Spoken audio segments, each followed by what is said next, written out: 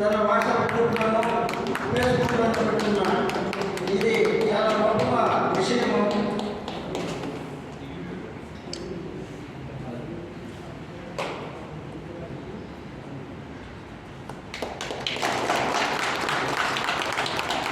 మన బసవరాజు గారి కనుక సుమారు 1000 మంది యువకులు ఉంటారనే దాంట్లో సందేహమే లేదు. అంత ప్రస్ఫుటమైనటువంటి కీర్తిని సంపాదించుకున్నటువంటి యువకుడు ముద్దుబిడ్డ. వారిని సన్మానించడం గంభీరమైనటువంటి విశేషంగా భావిస్తున్నాం.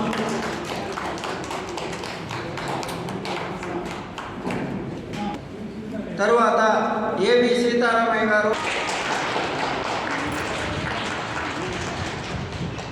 తరువాత కెఎస్ కృష్ణప్ప గారు సుమారు